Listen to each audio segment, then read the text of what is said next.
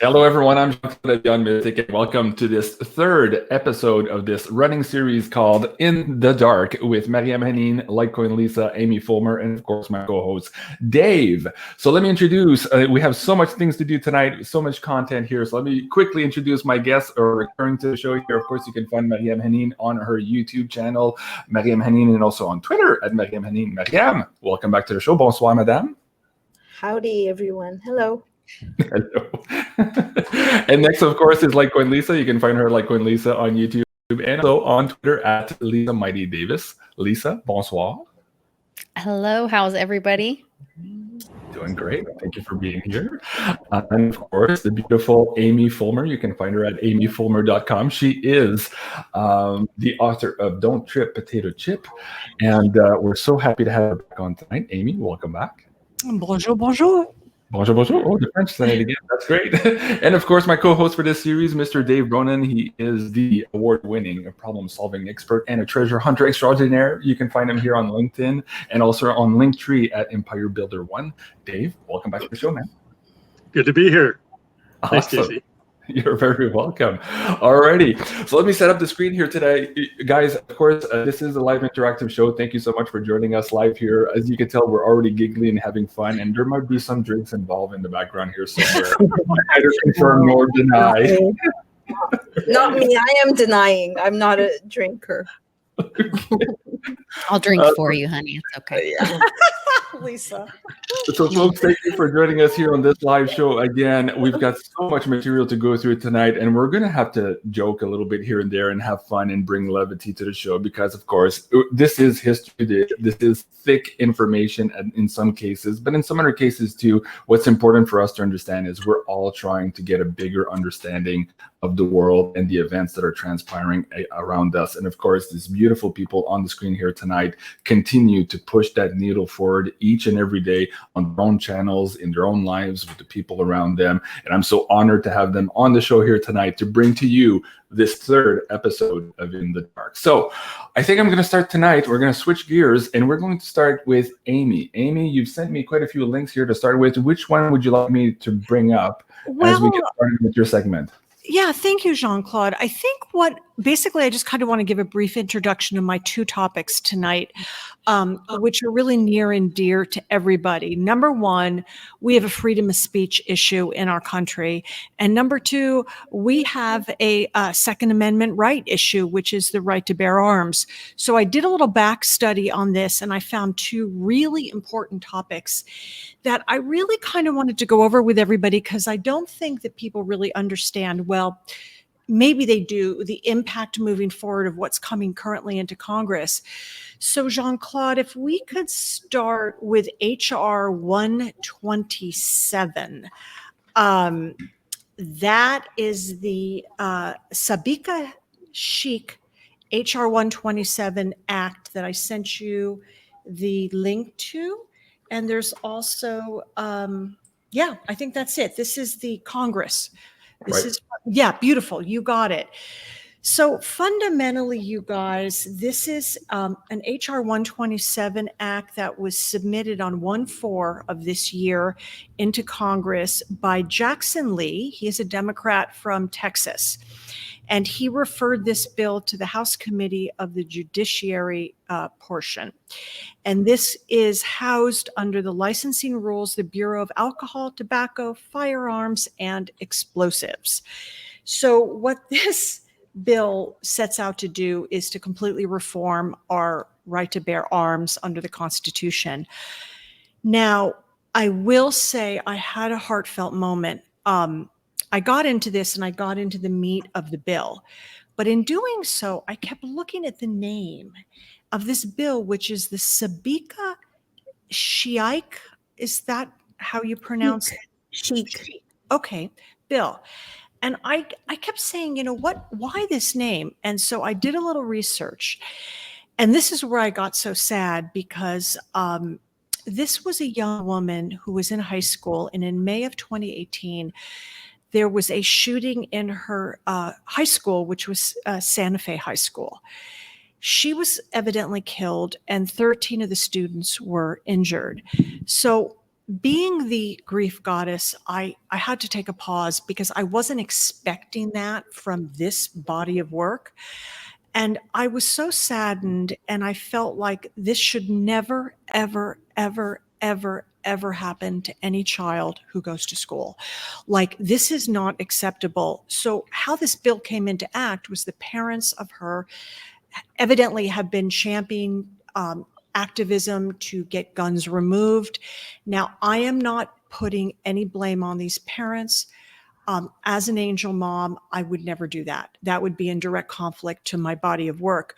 I don't know how much the parents actually had to do with the content of this bill. I suspect probably very little.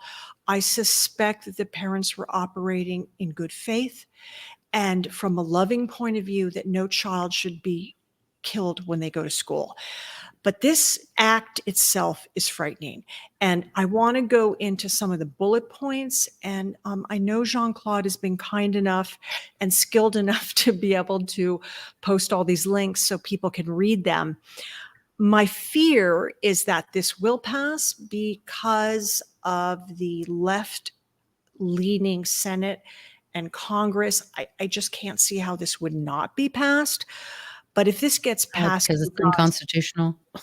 Oh, it's totally, Lisa, unconstitutional. Are you kidding me? So tonight I want to go through a few key points of this bill. I mean, I was literally having a hard time breathing. Like I had to like get up and walk around. Like I couldn't believe what I was reading. So first and foremost, I have some pain points with this, and let me pull up mine so I can read it. This, first of all, is... Hold on just a second, Amy. So folks, Sure. if you want to follow along with us, I've just now placed the URL to this bill in the chat, so you guys can open up in your own window, and I'm going to bring Amy up here bigger on the screen so you can Great. hear her speak, but I will alternate between both. Okay, go ahead, Excellent. Amy. And if any of you guys have any comments on this, again, this is actually a very clear read. It doesn't take you a lot of time to go through it, but I just had to write down a few points that, like, literally as an American took my breath away. So fundamentally, this is a licensing rule. And what the Bureau of Alcohol, Tobacco, Firearms, and Explosives is trying to do is really put an end to people owning firearms. And the way that they want to do this is regulate it into oblivion.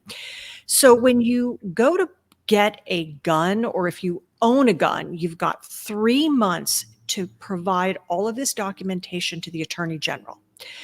And what that consists of is the make, the model, the serial number, the owner of the gun or the firearm, the date it was acquired, and where it will be stored.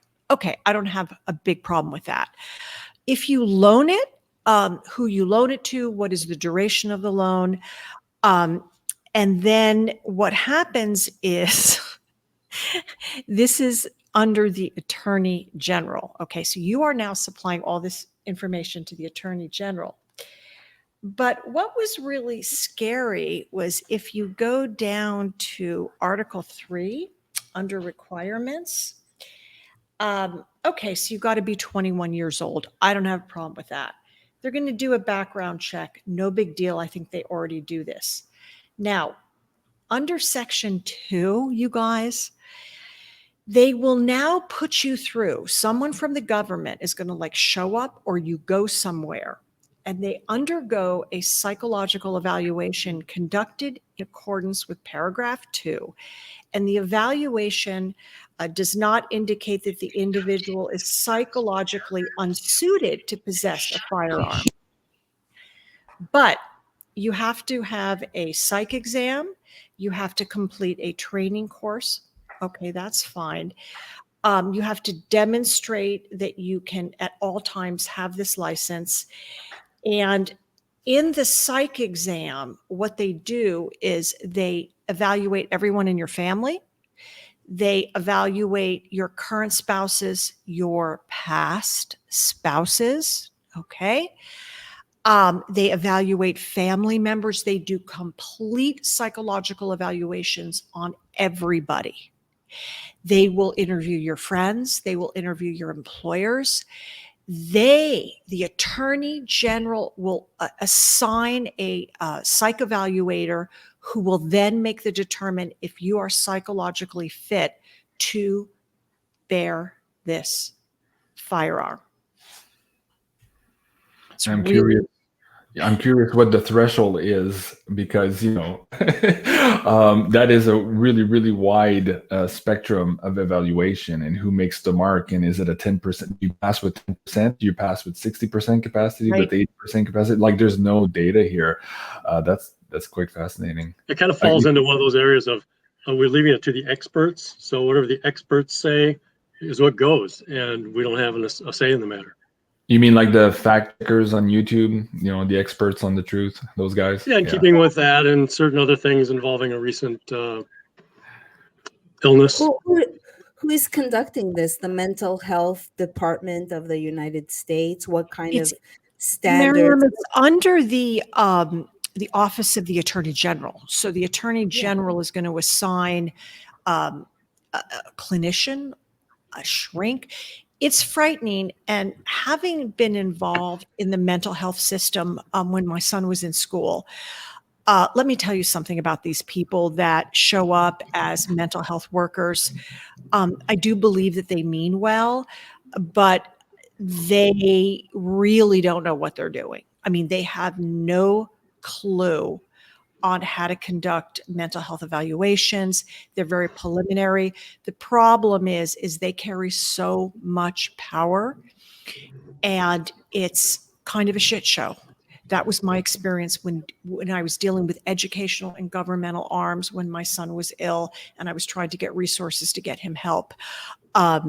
So having dealt with a political system with a mental health issue, that tie is very precarious. And what you're talking about our constitutional rights here.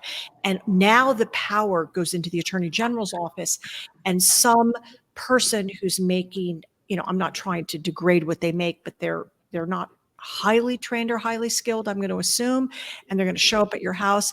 And then they're going to go talk to your ex. Now, I don't know about you. I wanted to bring that up because how do you weigh that? Are your exes weighed as 10% of your total score, 50%? Well, and what are the questions or the standards that any of this is even based on? They're just saying someone's going to make an evaluation.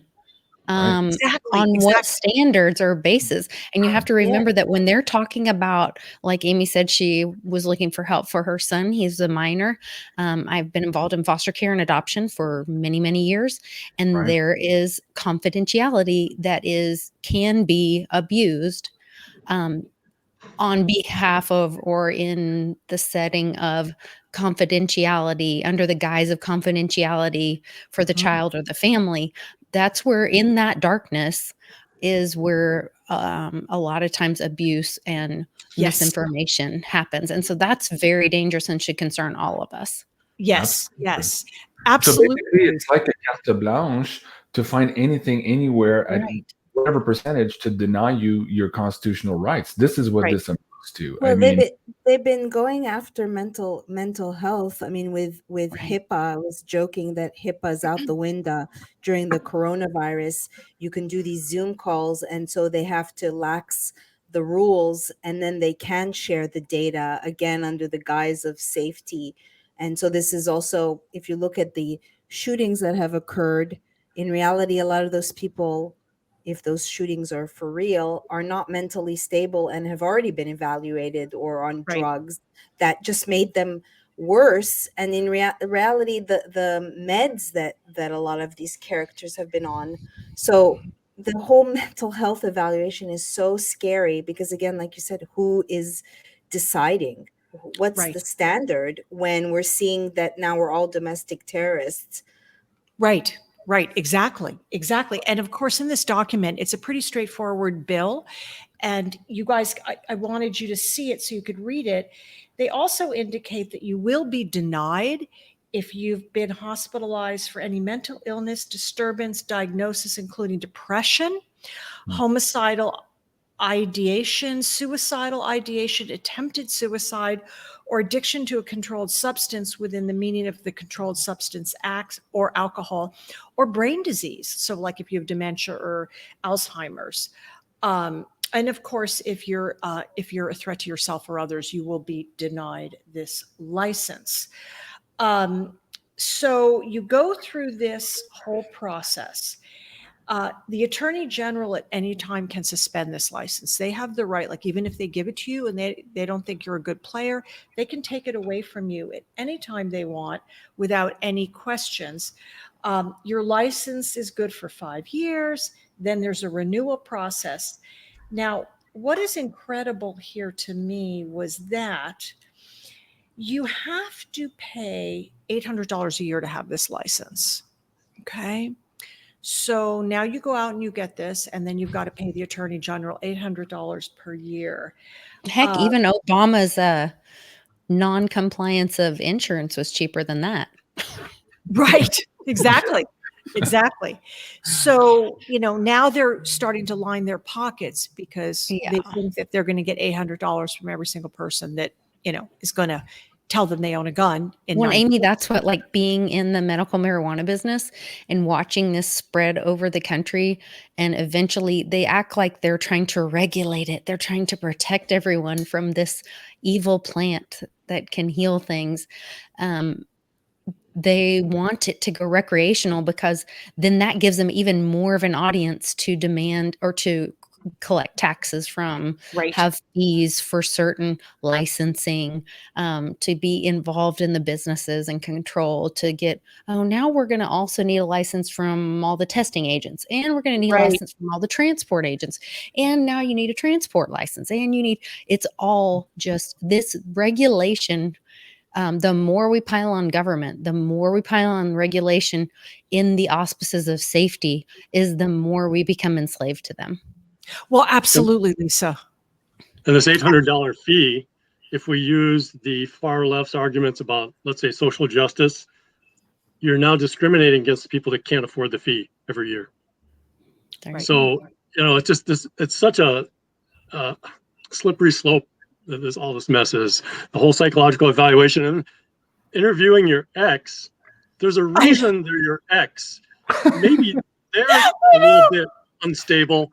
And even if there's some tension between you two, they're probably not going to say very favorable things about you.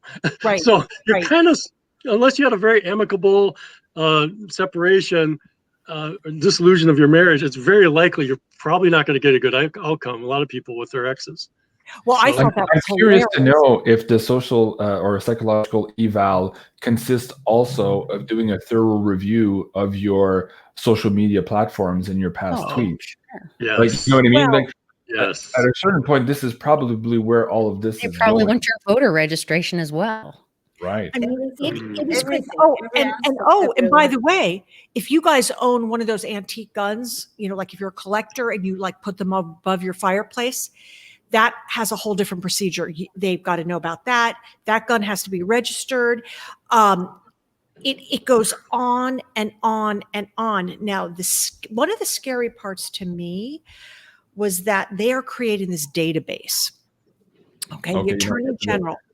Yeah. Now, this database, guys, this is the part that made my blood run cold. This database is made available to the public. The public.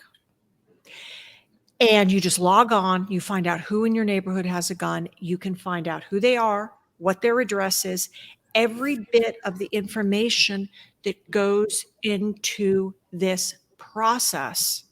How many guns, what kind of guns, so what value they have in their home, under their possession, which makes them a target. And that's all available on this public database under this whole umbrella. And how does it bypass privacy? Right. Oh, they don't even address privacy, Maryam. They don't really even care. Wow. I mean, this whole thing is we talked about this yesterday on the show. Treatment. What's that, Lisa?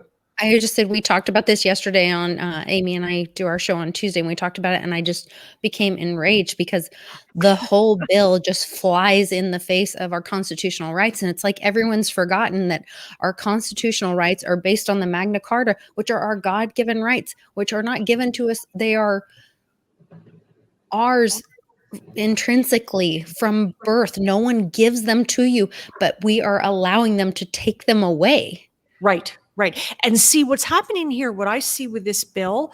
So And then when you go to the end, just so I don't forget, oh, and by the way, if you are in the slightest bit of infraction, which means if you bought a gun prior to this bill and you don't report, it is life imprisonment from 10 to 20 years, $100,000 fine. I mean, this could mess you up if you're not perfectly in compliance. So the other thing too is if you have ammunition and you don't have a license, then you also can go to jail. Wow. So people, and then it's not even worth going through the rigmarole and the bureaucracy. Right. Plus, this ties into the social credit system to Snitch Nation, where you become, everybody's a bounty hunter. They could snitch and get some money, get some credits for their social credit score.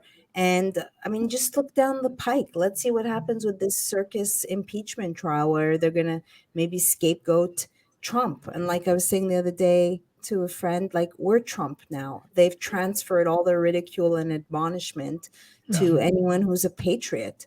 Which he said it, Maryam. He said, they're not coming for me. They're coming for you. I'm just in the way. He told us all. Absolutely. Yes, Lisa, absolutely. Both of you, Lisa and Amy, let me bring this up again here. They're making specific notice here of military style weapons, and they're defining them here in this article. Right. Now, I hear this argument all the time where people say, well, duck hunters don't need AK-47s, JC.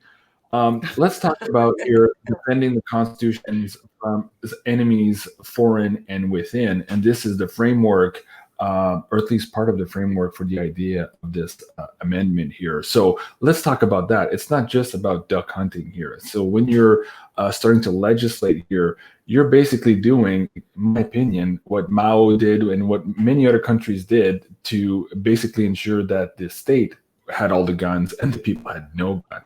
Exactly. What are your thoughts on that? I'll start with you, Amy. Well, that's great, because that's where my mind went. Now, first of all, you've got to bear in mind, I was blindsided when I found out that this bill was introduced because a child was killed. So I had to really bring myself back, because that is such a violation of anything. So my heart is with those parents. Okay. But having said, who they exploit. Exactly. What'd you say, Lisa? They don't care who they exploit. Yeah. Of course. Whether it's the African American community to be acting like they're making these efforts on their behalf, if they're exploiting children who are murdered in school, they don't care. This is about them having control and power. Well, I think they're using her as a tool. Oh, but when I was doing the research, I was feeling the pain of the parents. But then I remembered, Lisa, what you're saying. I'm like, you know what? They jumped on this thing and they're exploiting this situation because, for example, one of the firearms that they said that is one of the ones in question is a revolver. We're talking about a small revolver. I mean, these are basic type guns. This is such an oppressive rule. It basically removes guns from the hands of the people. But here's the deal, you guys. To answer, Jean-Claude, your question, this is the bottom line, net. America is one of the very few, and it could be the only country in modern civilization where in our Constitution there is the right to defend oneself. Ironically, we are the only country that has the most freedoms for the longest amount of time. America is a special country. People have migrated here over the past 150, 200 years because of the fact that they wanted to be free. Freedom of religion, freedom of choice, freedom to work, all the freedoms that America had. Now, I think there's a cause and effect between armed Americans and freedom. And it isn't armed to shoot your neighbor. It's to be guarded against the government. And because once you disarm the people, the government come in and take over. Doesn't the government have tons of nuclear weapon with the same logic in mind? Yeah, but Maryam, if they use those, they'd be dead too. And they want to control everything and they don't want to be dead. I'm just saying they should understand that argument. And as someone who came from the left, where I would be like, I would say, yeah, these people need to have a psych test. But that was with the assumption that the person conducting the test was of sound mind themselves and were following some back to like in court until proven we're innocent until proven guilty. Why are we having psych tests and our ex-spouses interviewed and our privacy violated before we've committed a crime? Right. Owning a gun is not committing a crime in the United States of America. So why are our rights are being violated once again, stepping all over it? And let's remember that here just a little bit.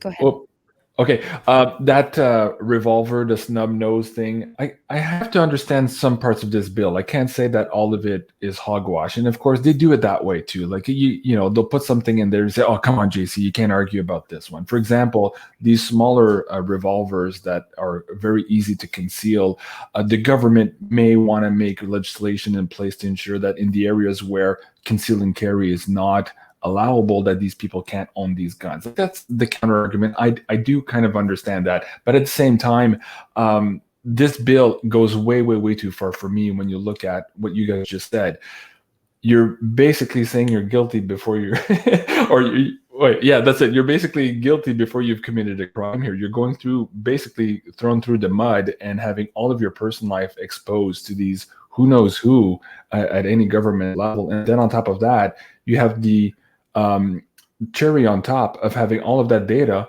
on a file somewhere that all your neighbors can go and look at. I mean, to me, that's just, if that is actually what's being proposed here, and that's what is going to come out of all of this, I'm kind of well, and let's look at what we've seen over the last year or so with these protests and whatever.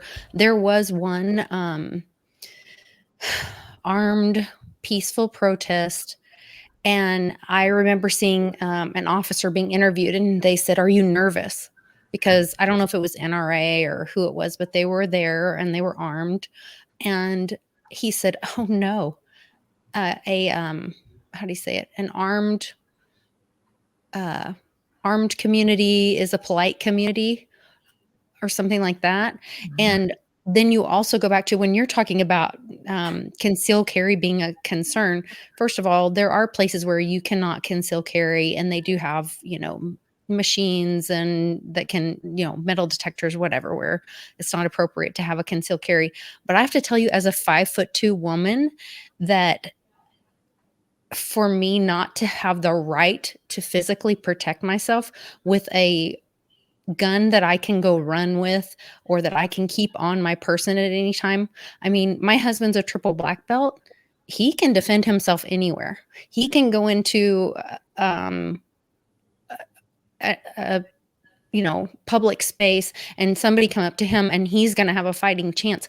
I don't have that same chance. And so to deny me the ability to protect myself, I'm not saying to go and force myself on anyone, but for me to have strength that's unused and that's checked, but that, and I'm responsible if I bring that strength out. And then, yes, I think if somebody brings that strength out and you weren't, that's when, you know, that's when you go to court, and that's when you say, oh my gosh, you used a gun when it wasn't necessary.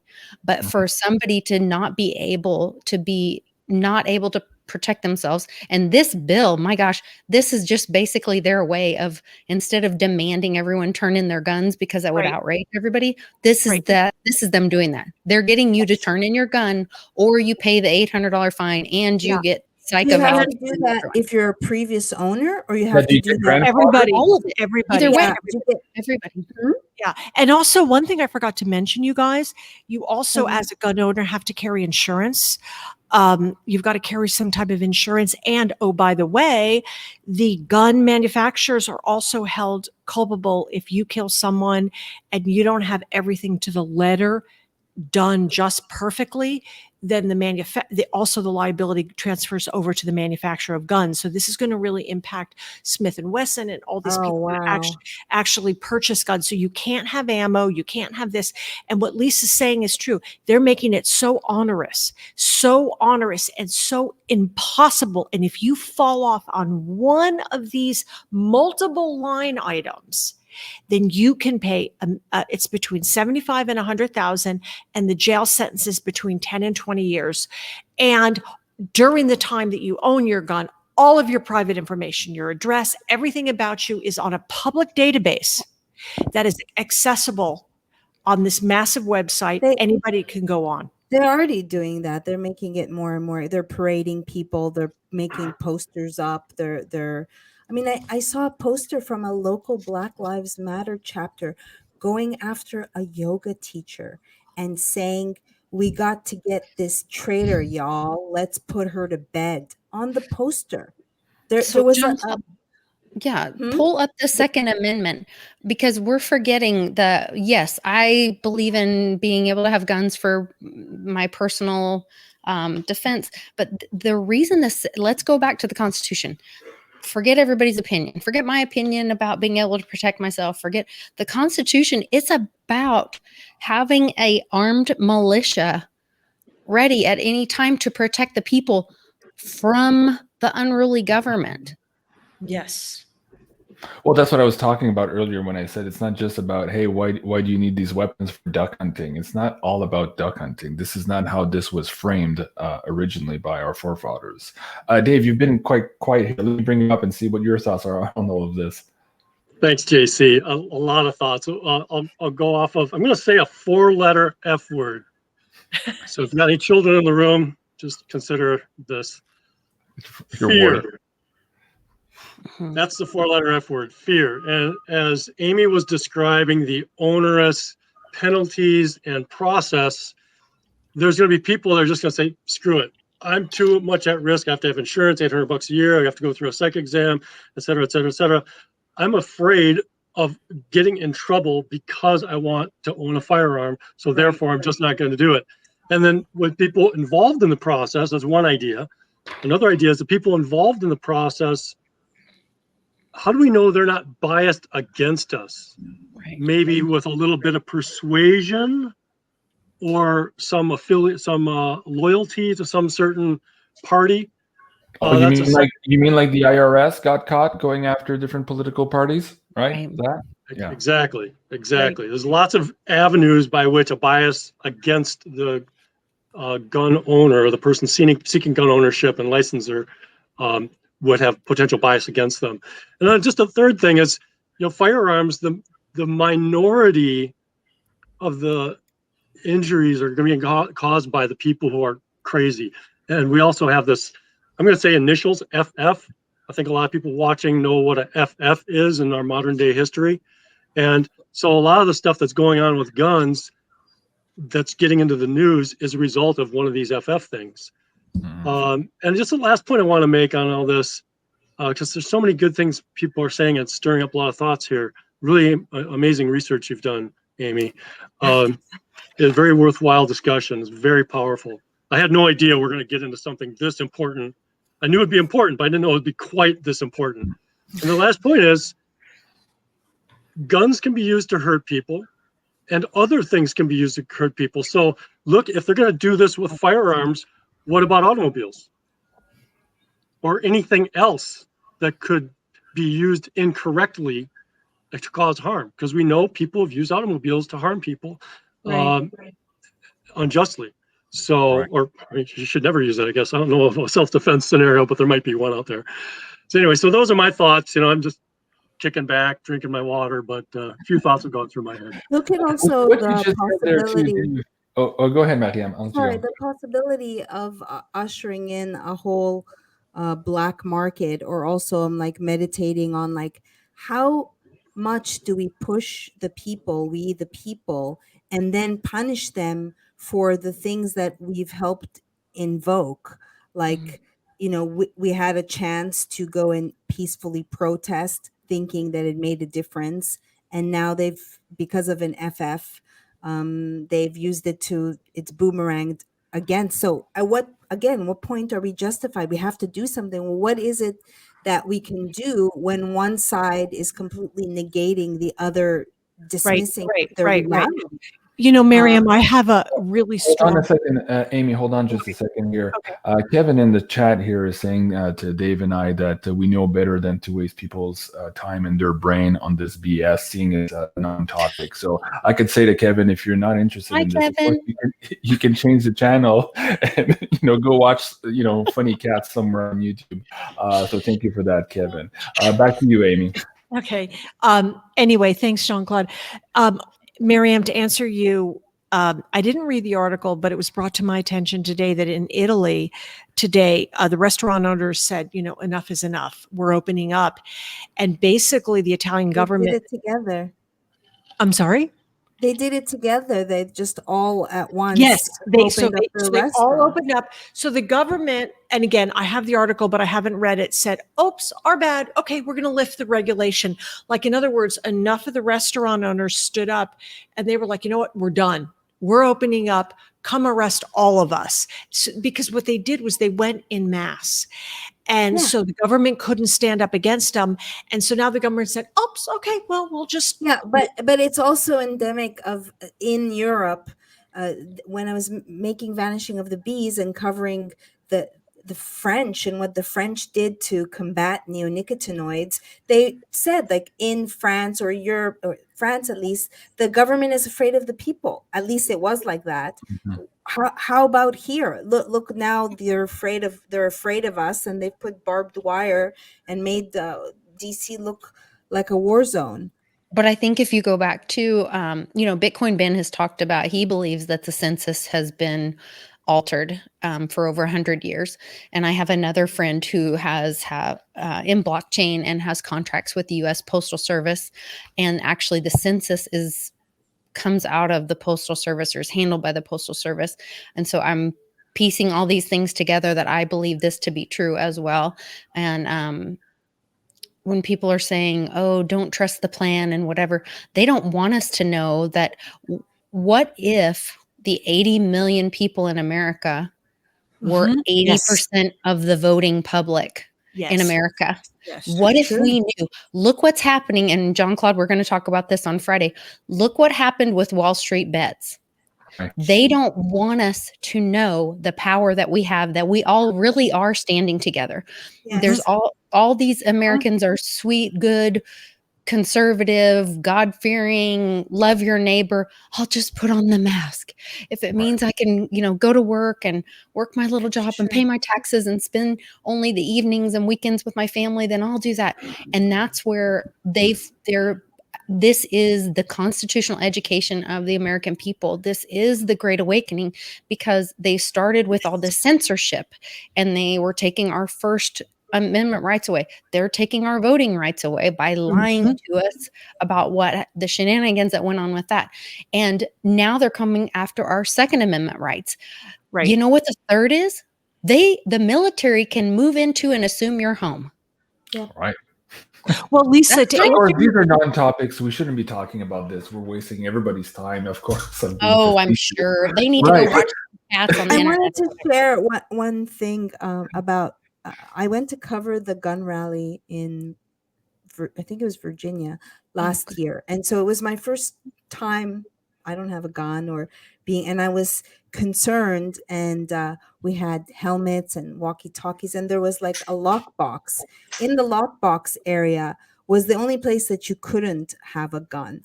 Ironically, I didn't make it into the lockbox because they closed down, they finished the protests. But I felt more safe. That place, the people, the gun bearers left the place cleaner than it was there. It was super peaceful. And ironically, I would have felt the least safe in there without others that were wearing guns. So it was a very eye-opening. And again, coming from the left, where I thought, like, yeah, we need to look at all these crazy people that are on meds, getting, realizing that they're FFs, but also that there's a big mental health issue with all the pharmaceuticals that we're giving people and mixing them together. So it's very nuanced. And if people don't understand fundamentally, they're trying to strip your Second Amendment rights. That's why you should care. Right. Okay. So here's the deal. this is like the well, not the beginning. This is this whole thing where we give them an inch and they take a mile. You know, we give them a finger, they take the hand. I'm here to tell you guys right now, and if I only say one message this whole show, I got one message. Our government is scared shitless of us. Never forget it. We the people. We the people. And you know what? They are, and that's what this whole GameStop thing was about. Wait, hold on. Do that again, Lisa. I keep missing you. You're going too fast. Sorry, the Constitution. We the people. This is the constitutional education of America and of the world. This is us learning our power. This is us learning that we are magic. This is us learning we're all connected. This is not just about America. This isn't right or left. This is good and evil. This isn't just America. This is the whole world. You guys, we are being taught. We got spanked. We're getting our knuckles knocked a little bit, but we're going to learn our God-given rights. We're getting a real world practical application of the Constitution and Bill of Rights and all this.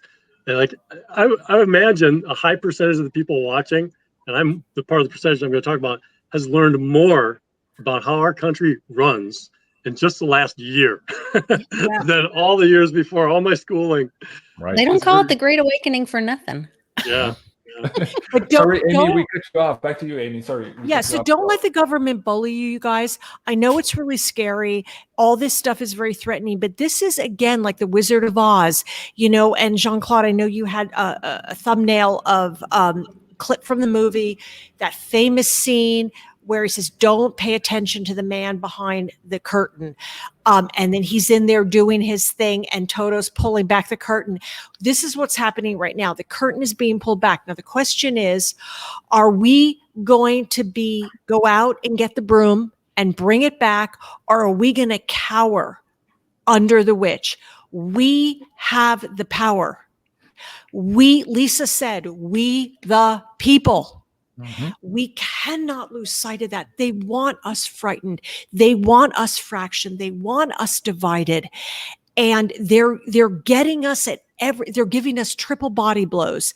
You know, it's loss of freedom of speech through big tech. It's loss of our medical rights through the CV-19 issue. It's now they're breaking apart our Constitution. We can't buy into that narrative, you guys. Yeah, and with the GameStop, there was a clever hacking of the system. We have to be kind of clever in the approaches. Again, going en masse to a grocery store, maskless. Imagine crowdfunding or crowdsourcing. We're crowd learning. We're crowd standing up like the Italians did.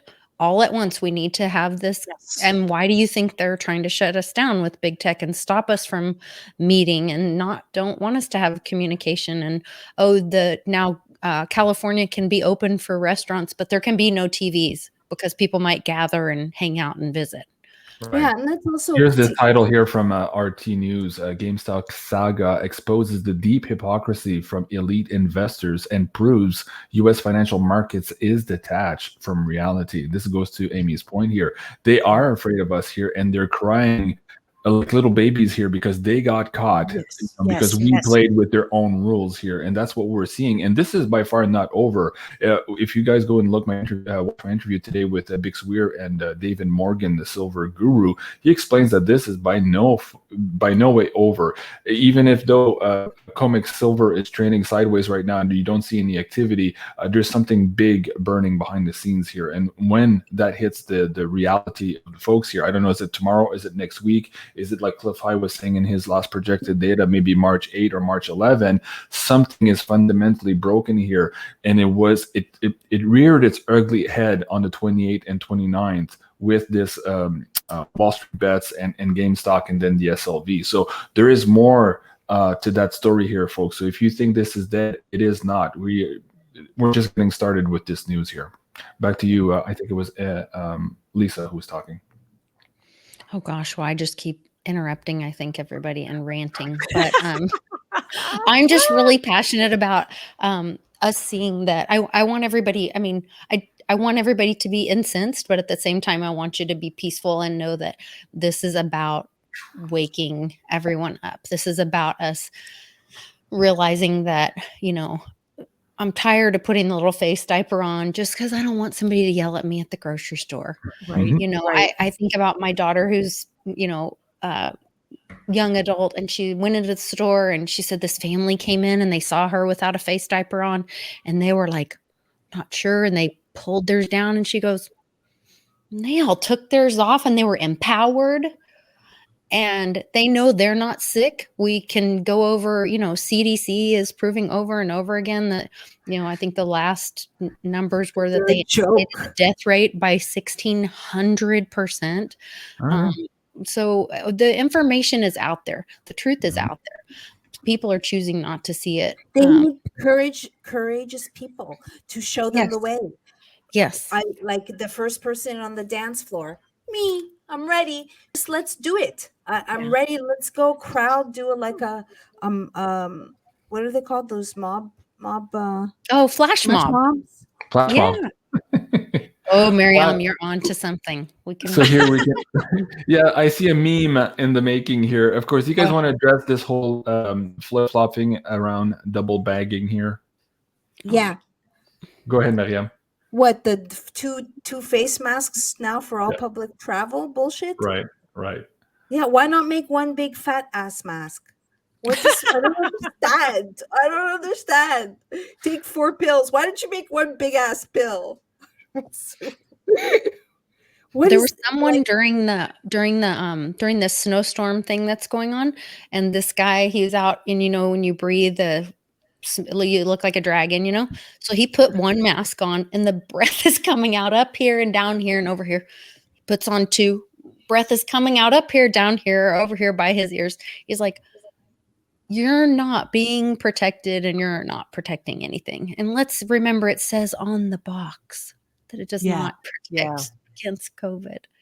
Right. It is to shut us up. It's to get us to disconnect. It's for us not to have flash mobs and spend time together and encourage each other. And Maryam, I think you nailed it when you said we need that brave person on the dance floor. And so anytime we can be, I have a dear friend and she's like, nope, I put on bright red lipstick and I go out and smile at everybody I see. And I think we need more of that. Yeah, that's part of the thing. Hold on, Dave, just a second here. While you guys were talking about that, I was looking for the clip and somebody was interrupting me. Yeah. So, busted here, CDC inflated COVID numbers. This is what Maryam was talking about. I'm just going to bring that link down to the chat so people, I always like to back up when we say stuff so people can go and read for themselves. So back to you, Dave. I'm going to put this link in the chat here. Yeah, there's a quote I was reading, I think yesterday, I think it was from Aristotle or something I saw on Telegram. And basically it's going into, what's the protocol to break down society and have control over it. And part of it is separating people from each other. And as Lisa was talking about, the lady with her lipstick on and smiling at everybody, that's connecting with other people. And the mask conceals our identity. It conceals our expression. And it then knocks you down. You're all the same in their social credit. They want dehumanizes homogeny. They don't want individualism. And guys, don't forget Mr. Bill Gates, who wants to eliminate 1/3 of the global population, and will do at his clinics in New York 9-month term abortions. Think about it. They're now saying that there was all this talk that they have these like COVID sex walls. So like you don't spread COVID during intercourse. So they made these things like I'm telling you, you can't even make this stuff up. Like these little walls, like these barriers. And then I guess one person A stands here and the girl stands here and the guy stands here and there's like a hole, and then they like do it through the wall with masks on just so they don't spread COVID. And I'm saying, you know what? This is a way to depopulate. People, wake up. If you can't see someone, you can't flirt. I mean, think of young people. They can't make eye contact. Everyone's all paranoid. No one wants to touch anybody. But Amy, in that instance, look how powerful they know that, because we all know how powerful sex is. They know that intimate connection is even more powerful than physical sex. If they're willing to allow that, but not intimate connection. Right. I mean, and that's what the we whole are mask all thing. magic together. Yeah, Right. we're all And- stronger together. And that's why they want the mask thing, because they don't want us connecting. Yeah. Right. I'm bringing this article up here because in it, this was the CDC British Columbia. This was about a year ago. And they literally, I shit you not, go read this article. I'll put the link in there. They're recommending glory holes to stop the glory spread holes. of COVID. I mean, again, of course, now I'm over a year later, we have anal swabs. Anal swabs. Right. That's what our health politicians are talking about and fixated on. It's just a complete Twilight Zone. Are they gonna have anal swab like drive-throughs like they do with the It's going to be fight through, because you're on a flight. It's a lot easier process. So, oh, folks, we're sorry about that. We're having fun here, but of course, some of these details are a little bit gory. I want to take this quick opportunity to thank the super chat PayPal tip donators here tonight. Ray, thank you so much. Victoria, that's Kryptonet. Actually, thank you so much. CB, Tony, and Neil, thank you so much for that. Of course, we're doing this way because I've been demonetized and deplatformed in December, and this is my workaround. So if you guys like the work we're doing, please do. If you can, put a little tip in the tip jar here, and the link is in the description box below. It's our PayPal at BeyondMystic. So thank you so much, everyone, for that.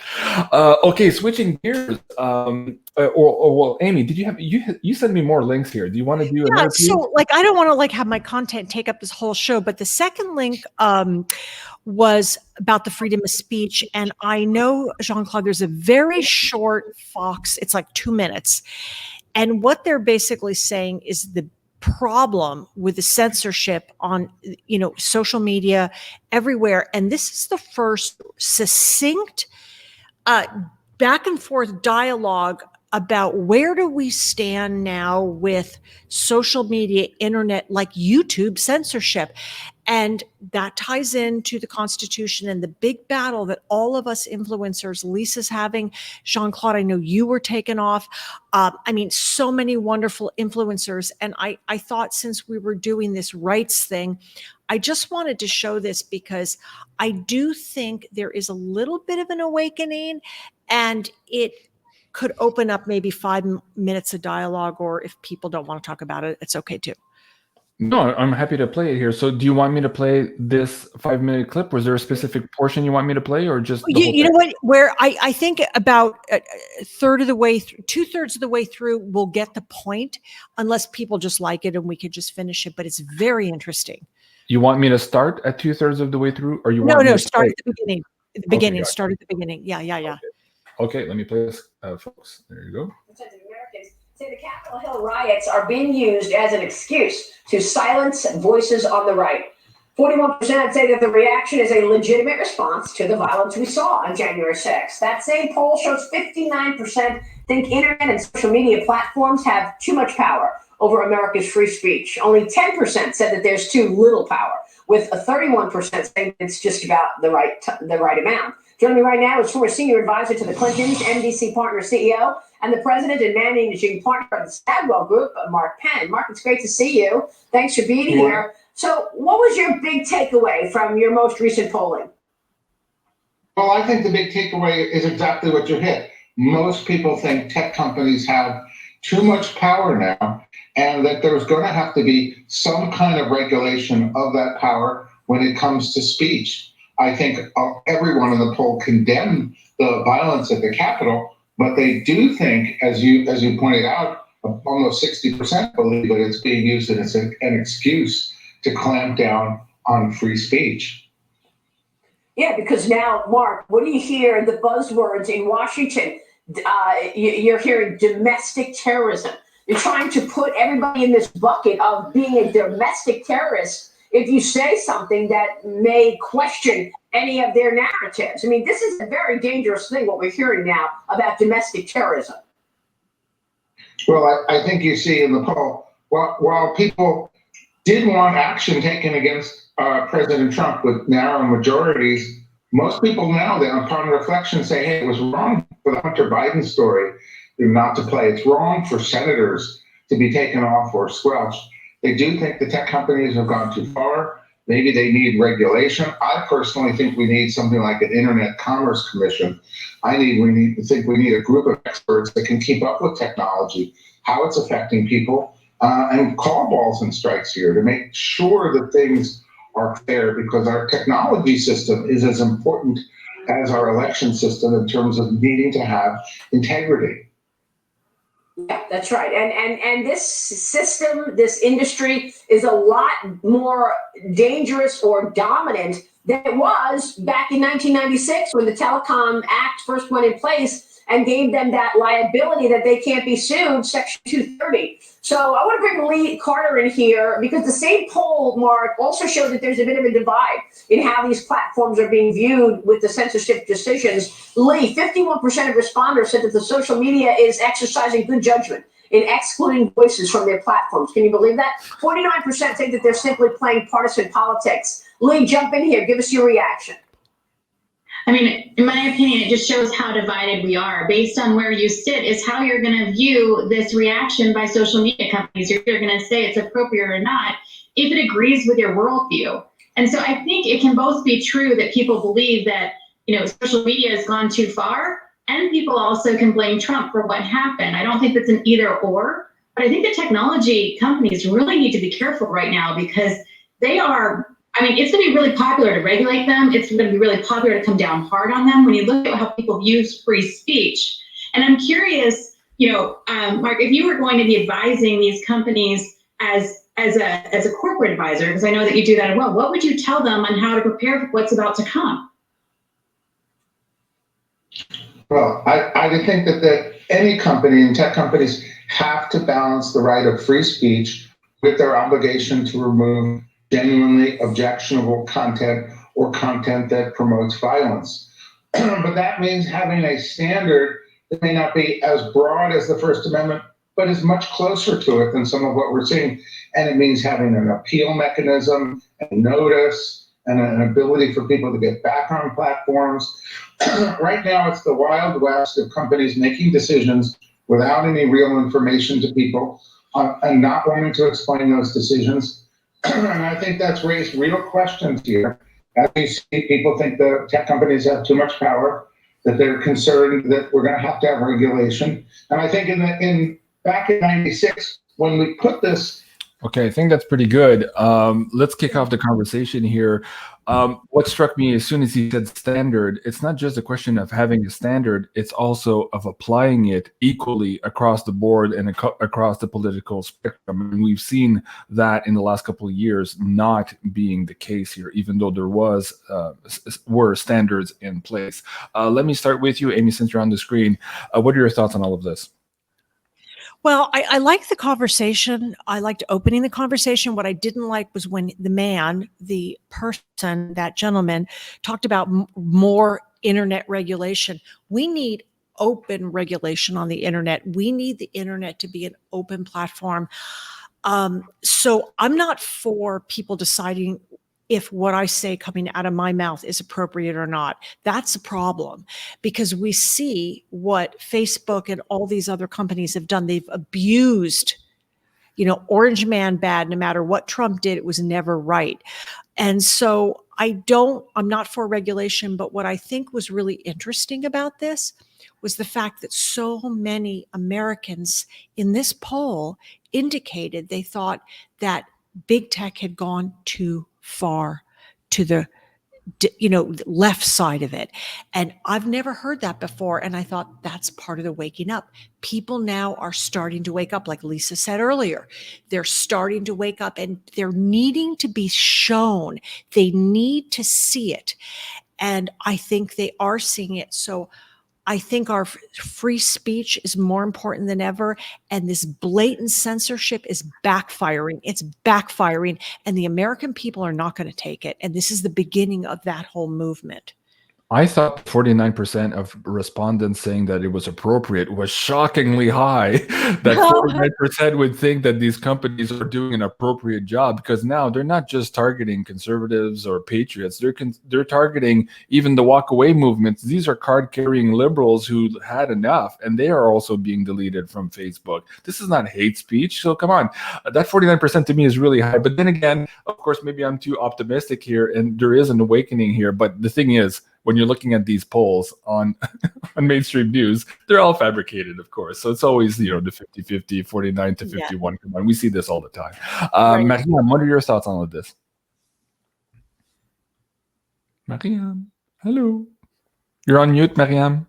We can't hear you. I'm also was happy to see the conversation, and I wonder if it's, when people were saying, are you a Roseanne Barr fan or are you an Alex Jones fan? And I was like, Roseanne today, you tomorrow. So I don't know if it needs to happen more on the left. But let's also consider that we have like the second iteration of the Patriot Act coming out now. And the censorship is at an all-time high. So, I mean, it's obvious that you have to have reforms of Section 230, and you have to have these companies held accountable. Yeah, absolutely. Lisa. So I think it goes back to free markets, whether that is in our public speech with big tech or our Second Amendment constitutional rights. Anytime we are looking to the government to protect us, we are giving up our freedoms for an illusion of safety or security. And when you think it's pointed at someone else, from big government protecting you from the bad guy, wait till you're the bad guy, because we need less legislation. We need more accountability for individuals, for companies. That's what makes a polite society, is when there's more accountability, less legislation, less government cover up and making excuses for people and loopholes. That's what we need. And so until we're willing to protect ourselves and take responsibility for our safety, security, whether that's financial, our free speech, our rights, then you're giving up your freedom for this protection that they will turn on you at any time. Right. So I'd like to say something Go ahead, Maryam, and then we'll get back to Dave. Go ahead, that Maryam. fundamentally, if we look, I was watching a documentary, I don't remember now, but it was looking at an ally of Freud. So fundamentally looking at the people as they are savages that, if not herded, will have their primal animal, they'll be savages.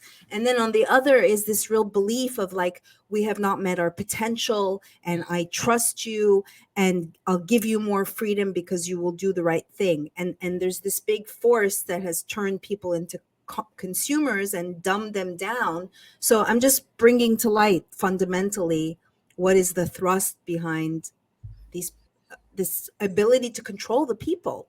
They've given their power away. Yeah, that's where free markets, whether it's the Wall Street bets people, whether it's talking about literally, our financial markets, or it's about this market of free speech. Let free markets reign. Let the people stop watching Newsmax when they walk off from a Mike Lindell interview because he speaks his truth.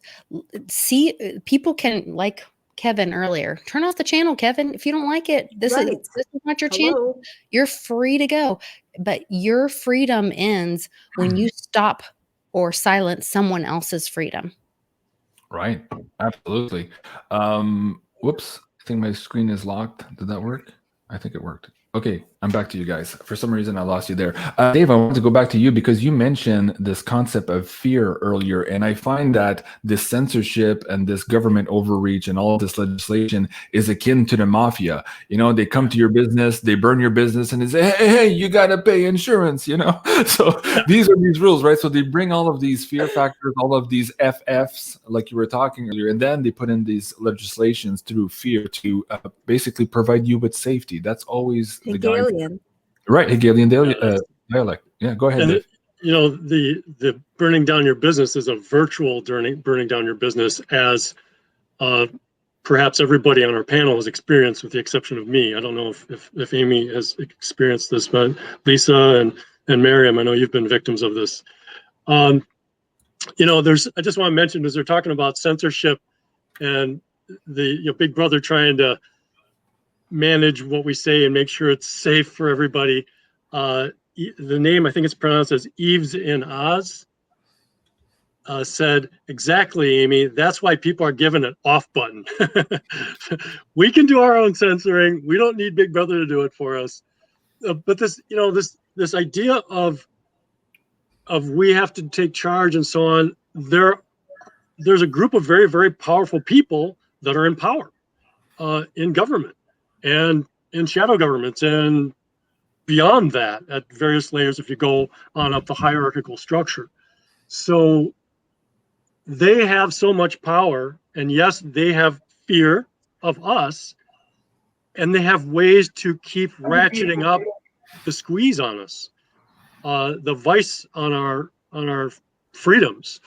So what's the thing that's going to cause them to yield to our protests? Is it that, or is it something like some of us have been talking about, is what's the likelihood that there's something going on behind the scenes that will show up later that involves our military and Trump really doing a wholesale draining of the swamp? So that's something that, if it happens the way people have been speculating, that would be really cool. And maybe that would change this this bill that was introduced back in early in July that Amy was talking about. And then the 230, maybe that'll get resolved through that process. I don't know. But in the absence of us being rescued, how are we going to overcome the powers that be? Right. Well, it is by speaking out and continuing the work. I was putting out this comedian here, Awaken with JP. He, of course, has this great series on all of this. You guys got to go check that out if you haven't seen it. And I'm surprised, even through comedy, that he hasn't been banned yet, although he's had a few warnings already. But he puts it in such a funny way that even the 49 people who voted that mainstream media was appropriately censoring people would look at it twice and go, wait, maybe that's wrong. So good on you, Awaken with JP. Great job there. Did we lose Lisa? I don't see it in the chat. Did I think so. Yeah. Okay, Lisa, come Amazing. back. JP is a genius. I mean, his mind, and he always takes the angle of the narcissist. Like he pokes fun at the narcissists and just plays both sides. I mean, it's clear where he stands, but right. Yeah, he's very funny. Jimmy and Linda says, I get my news and views from you, JC, and your wondrous guest. So thank you so much for that. Let me check the PayPal tip jar here as well. I've got a few more in here. So thank you so much. Eden, thank you, David. Thank you, Richard. Richard has a comment. Thanks from Crute. Okay, thank you. And David Lemoire, what does he say? Who needs mainstream media when we have you guys? I love to you all. Thank you so much, David. I appreciate that. And thank you so much, Lisa DiMartino, as well. Thank you. Okay, Lisa, you dropped off here. Did you want to say anything about this context here of the overreach and how we're basically being screwed by all of this? Talk about your videos today. I think you're still on mute, Lisa, but your video today, I just mentioned that somebody deleted, or it doesn't seem to be appearing on your YouTube channel anymore today. So that happens a lot of times when I do a live video and they follow the closed caption, which I try to turn off, but they have some kind of programming or algorithm. And if I talk about things they don't like, then it doesn't show up for 12 to 24 hours. And then sometimes it'll be unlisted as well. So I try to go in on playlists and make sure that I choose everything's listed under favorites, crypto freedom. And then I have a different show each day that has a topic. And Amy and I's show is New Truth Tuesday, if you guys are looking for that playlist. Today was Woo Woo Wednesday. So I had my buddy, The Public Awakening on. And I think we got into that talking about connection and how we're magic and we're more together. And I think I hear a lot of that what we're talking about tonight, and that they don't want us to know that. Yeah. And don't want us to know how powerful we are together. And so this way of, censorship and taking away the First Amendment, and I just go back to, let free markets reign. If somebody has a really crappy show, no one's going to watch it. And that's okay. Yeah. If somebody has a really bad, restaurants are the best example of free markets. If you have a terrible restaurant, it's not going to make it. Of course, right now they're talking about bailing out restaurants and doing this government subsidy, but then the government's going to tell you what kind of food you serve and how you serve food and what you charge. And it's more and more of this piling on of these protections. Yes, it's absolutely communism.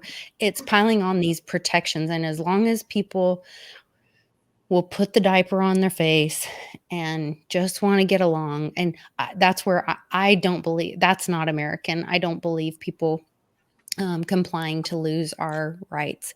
And I believe we are stronger together. And I believe that we will stand up and say enough, and that we want what's best when my freedoms are going to end when I stop at the point that I shut somebody else's freedom down. And I think that thought, and the thought of free markets and the thought of less government, is what keeps us safe and keeps us in that polite society, like Maryam talked about, where she was at that armed rally. And, I saw the interview of the officer. He said, "Oh, I've never felt so safe."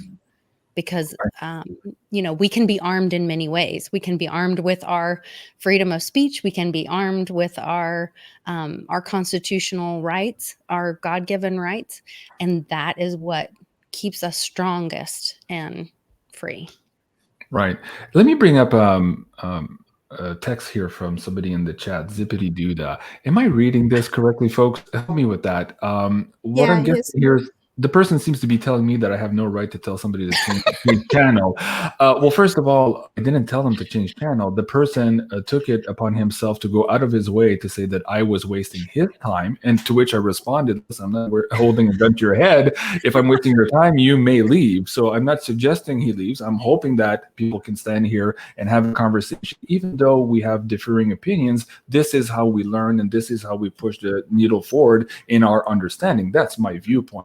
Yeah. Am I reading that okay? Is that the intention? It's not worded. It's confusing. It sounds double. It's mixed messages. It's mixed. Okay, so we'll give this person the benefit of the doubt, but that's my answer. I'm not telling anybody to turn off. On the contrary, I leave all the chats in here, even when they don't agree with me, especially when they don't agree with me. This is the whole point of having these conversations, guys. And again, this goes back to censorship here. If people are offended, like Trump said it in his last speech, and I wish I had it right here in front of me, but he says that we're not a nation of people who need protection from people's different points of views. That's not what we created this country on. And my channel is not an echo chamber also. This is why I have these debates, and sometimes these very, juxtaposed opinions from my guests, because we're trying to understand better things, and we're trying to be open-minded, and I'm always here to say, hey, if you can convince me, even better. I've learned something today, and this is what this channel is all about: empowerment. So anyways, I let everyone hear all the sides and decide, and then use critical thinking and decide for yourself. Right. Why is it that it's been forgotten? When I was working for Channel 4 News, there was someone who committed suicide during the sweeps, and the chopper caught it and people had this. But at the same time, why are you watching this? You have the power to take your remote control and change it. You have that freedom. Right. Why do you lose that and just want to shut the whole person down? Right. And Because we've disrupt been everybody else who's listening to you and paying attention. And these disruptions, and the show's like, well, why? If I'm on a YouTube channel and I don't, like what I'm hearing, or I'm not learning anything, I just move on to the next. I just don't go out of my way to tell the host, hey, you're out of line. Like I don't do that. Who does that? I don't understand that process. Jean-Claude, they have empowered people to be victims. You have power. That is the perfect, and I beat this into the ground, I feel like, but in a codependent relationship, there's an enabler and there's an addict. And the enabler has power over the addict, which is why they always keep enabling the addict. And the addict's power is being the victim and needing the enabler. And the government wanting to send us checks and just listen to us and let us put these legislations on you to keep you safe. They want, I'm a victim. Somebody hurt my feelings with having said something on Twitter. And so you should, go after them. Okay, we're going to put these legislations in place so that no one can hurt your feelings on something on Twitter.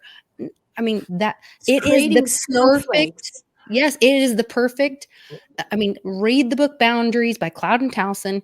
Learn about enablers and addicts. The government wants us all to be addicts of their dollars. Yeah, and people and also on Black Lives. Oh, hold on, one at a time. I think Dave was the first one to chip in. I'll be back to you, Maryam. Go ahead, Dave. Ladies first, man. I got it. Ladies first. No, go ahead, Dave. Go ahead. Okay, no, go ahead. We're gentlemen here. Go ahead. Which is that's why they're capitalizing on Black lives. They're playing the victimization, and then the actual Black people who supported Trump. Many I've met, and some of them are quiet about it, because then they're called sellouts, and they don't fundamentally understand what it means to transcend this victim mentality. For all of us, we should all, as human beings, self-aware human beings, do victim work. It's a big, we all fall into that. And the thing is, many of us have been victimized. But it's not what happens to you, it's what you do with what happens to you. Right. Over and out. Back to you, Dave. And someone like this in the audience, I just have to say in the chat, I actually kind of like this, and I'll tell you why. These people that have real problems, here's the deal. We operate under such normalcy bias that anybody that comes at it our government has programmed us in the school system that if you're not indoctrinated, you're either in camp 1 or you're in camp 2. And if you come at it like what we're doing tonight is we're chewing on the bone, we're getting dirty with this. We're all a little bit right and we're all a little bit wrong. And that's the beauty of this.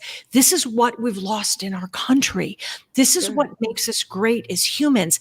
So you have an individual, I see this in a lot of shows I watch.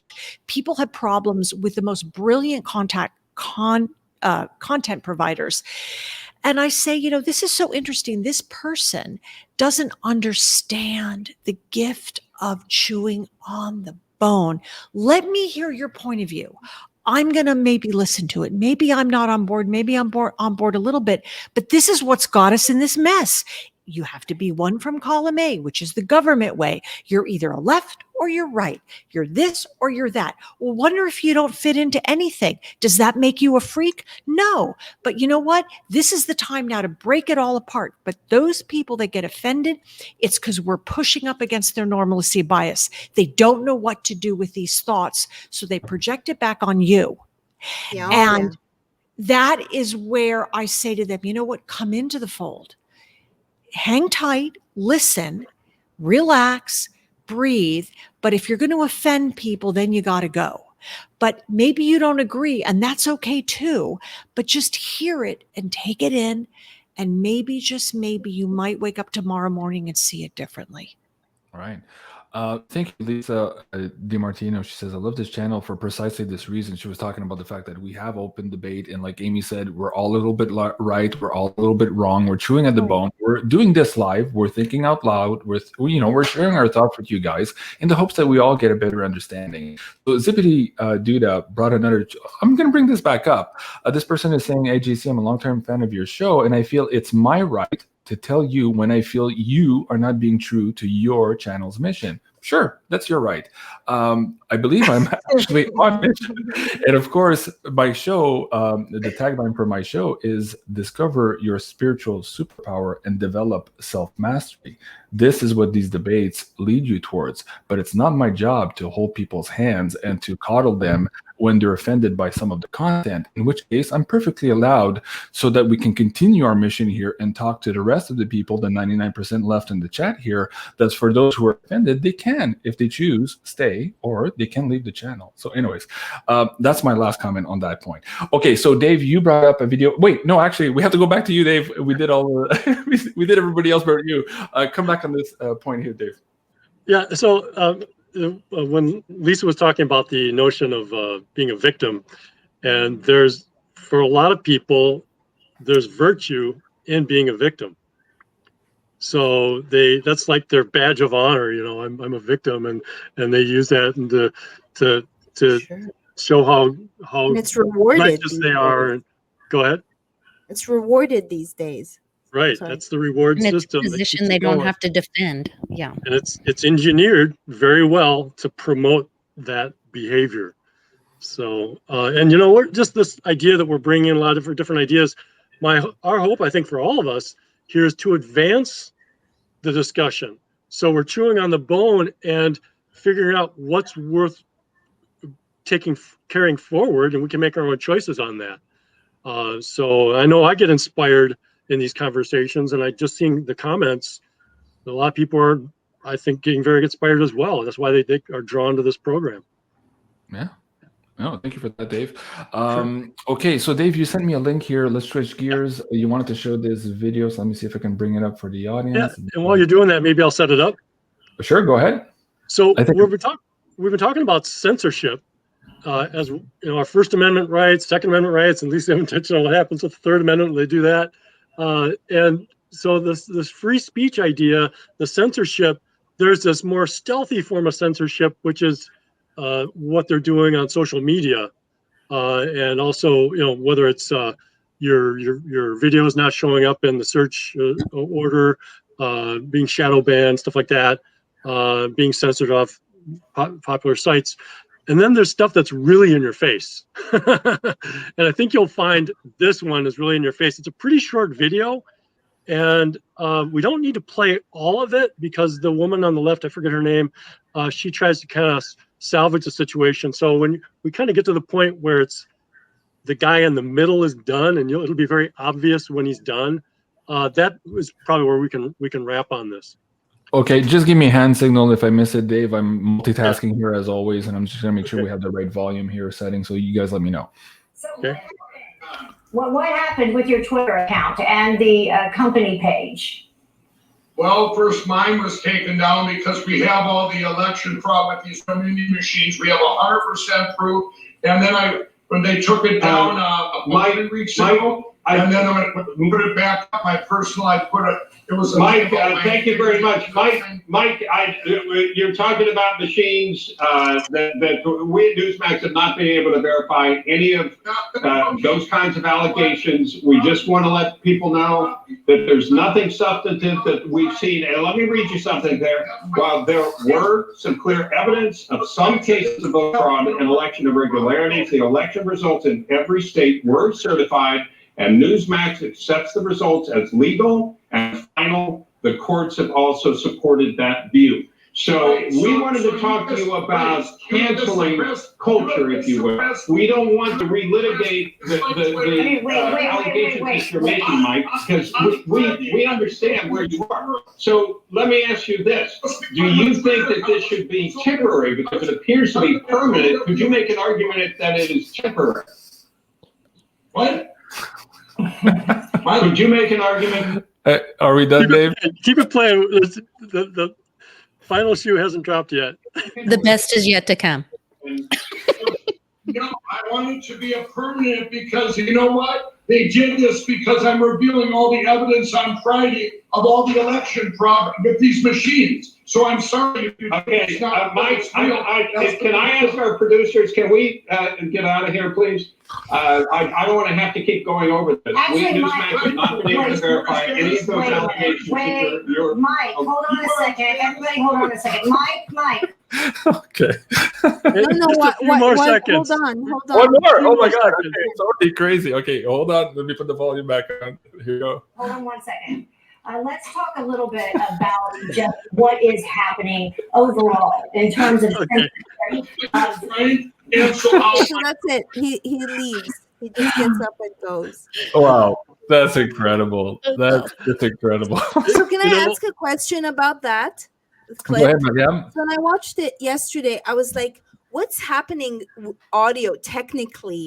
You can't hear Mike. They're talking over each other. Were they doing something with the actual production? Because it's not like, you know what I mean? Mike is drowned out. Yeah, I don't think so. I don't think they're manipulating his audio. It's just with both guys talking, and he's doing it with a suboptimal audio situation on Mike's end.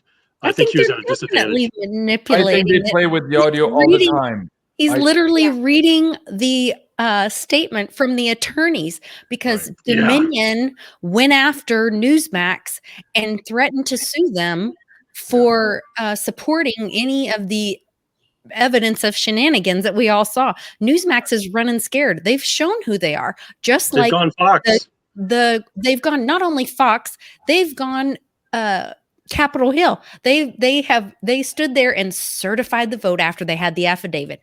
They all signed their name to that treasonous document. Newsmax did the same thing. And they're sitting there reading their little statement from the attorneys to cover their ass instead of reporting the truth to the people. And to know where the hold on, one at a time, folks, because we can't hear you. And it's not me. I'm not playing with your microphones, I swear. Go ahead, I get really mad about it. No, I understand. Go ahead, Maryam. Can we acknowledge how real the threats are? And just like, it's not easy to have courage when people are threatening you in your whole business. That's really when you show your real colors. So I just want to acknowledge that it's not easy, and unfortunately people rather just toe with the establishment, the majority, the bullshit. Right. Yeah. Right. Absolutely. Their livelihood is at stake and everything. So so a lot of us, I know for myself, I was watching Newsmax for a while because it was a glimmer of hope and light that, hey, here's some apparently unbiased media. But this video plus something I also saw today that I can't verify any of this. It's other people's writing, but it's the CEO of Newsmax donated $1 million to the Clinton Foundation. So I think we know where their loyalties lie.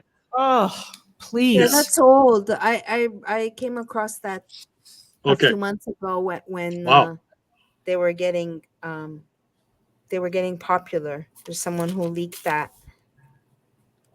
Incredible. Lisa saying, Maryam, you made such a great point on that. Yeah, I agree. Amy, did you want to maybe close the loop on this one? No, I'm just gonna take a pass. I'm just taking it all in. Okay. And Lisa, you're still riled up, so I'll give you an extra 2 minutes here. I'm sorry. I mean, I was on Newsmax one time talking about LITECOIN and cryptocurrencies, and really believed, at least the guys that I met were really patriots, and having that hope of thinking that we can have a voice and that people would stand up. But then you learn, I learned the same thing about a lot of churches. Ultimately, it's a business. Yeah. And they're reading their little note from their attorney because they're scared to death to stand up for their own First Amendment rights, because they don't want to lose their sponsors, because they don't believe that 80% of Americans are conservatives and would support conservative businesses. It's just all this smoke and mirrors and this lie that they're trapped in. It's the piggy effect. I've mentioned this before, like Lord of the Flies, that you have these kids that want to do something progressive and revolutionary and not make the same mistakes. And next thing you know, they're throwing a piggy off of the cliff and killing him, and it's the same thing. And I think like it's not all bad. Like for some reason, Tucker Carlson is the only one out there that's really doing some kick-ass reports. I just applied for a job last month at Newsmax. They're in Florida. They're in Boca Raton. Yeah. When I was on there, they were in New York, but they have an office there. Yeah. They must have multiple offices. Yeah. Yeah. Yeah. Let me thank a few of our tip jar donators. Sorry, my universal translator is starting to fail here tonight. I've been, as you know, I've been going pretty hard here this last week with all of these shows. Crazy times. Been Jason, doing great, thank you so much. JC. Oh, thank you. Maryam, you need to be on OAN, not on. Thank you. Yeah. I'm applying to Project Veritas. I've had a couple of people. You should apply. So I'm revamping my resume and to go undercover. Like, Very my good. God. Let me thank these folks here just a second. Jason, thank you so much. He says, excellent as always. Eric Larson, thank you so much. Thanks for hosting this wonderful group tonight. Yeah, no, thank you to the group for being here. Absolutely. Eden Shore Designs, thank you so much. Twice there for that donation. That's awesome. Thank you so much.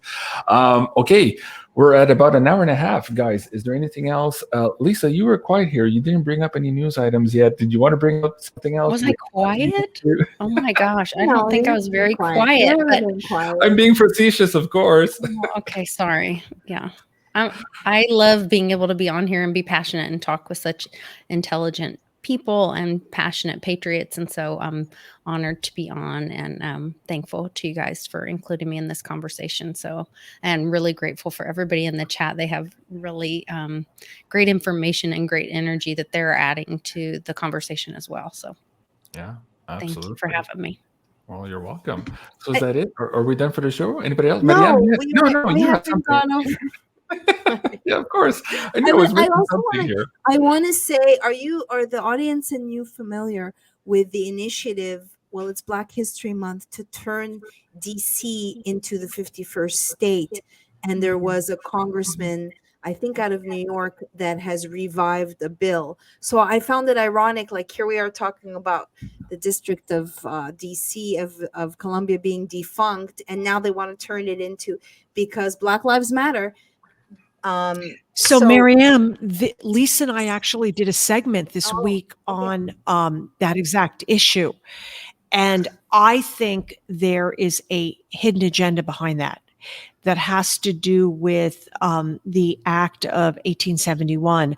I think they're setting it up so they can pull out certain portions of Virginia and it'll still be under the, well, let's just put it, our control, versus the 10 square miles that Mr. Magoo is going to end up inheriting.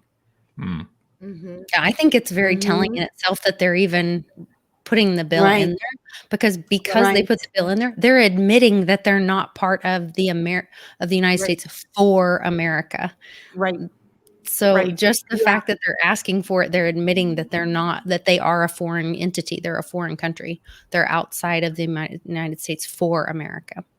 Right. Yes. Pretty. Well, look at that, folks. In the chat room right now, there is some censorship. Zippity Doodah is asking me to censor Litecoin Lisa here and not invite her to the show. So just so you know, guys, Lisa's not the one who's going to be censored tonight. Don't you get those? Zippity is being, he's been pulling your leg. Of course. Oh, we're having fun with that. Okay. Right. Oh, so do you want me to bring up your link now? Yes, please. I also want to tell people that I was looking into. I was like, yesterday, I was like, who made Kill Chain in March of 2020 about the elections? And two of the directors did a documentary in 2006 called Hacking Democracy, back when election integrity was a bipartisan issue. I really think the fact that you have this abyss between the both sides, where you have one side totally negating the reality of another, that's the hurdle that has to be surmounted. Okay, so Hold on just a sec. As you were saying that, Maryam, I just had a thought. As you guys were talking about that last clip where that gentleman who walked off the stage there said that, we can't verify, we can't verify. Do you guys remember when Trump was being interviewed by 60 Minutes, and he was saying, why don't you ask Biden about the Biden laptops? Why don't you ask him, oh, sir, that can't be verified. That can't be verified. Let's move on. It can't be verified. They had that same tactic. And of course, after the election, then suddenly they were able to verify that indeed the DOJ and the FBI had cases open on this for the last 2 years. But of course, they couldn't verify that before the election. No, the electors weren't allowed to know that. It's just it's so obvious for people who are actually paying attention or watch this and who are not brainwashed. Like these tactics are so. These are not the droids you're looking for. Like it's so obvious. I'm just again.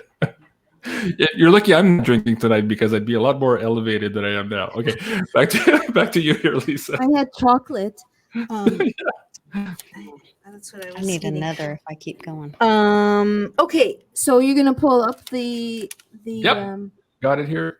So just to set the stage, this is 5-part series. I finally digested and I'm done with the Capitol Deadly Insurrection. The last one, if you can scroll down, or just I'll take you through people really, but basically. You let me know where to stop here. Oh yeah, stop there. Narrative. I just talk about narrative supremacy, kind of a dig on white supremacy. No, may you go up a little bit? Okay, there you go.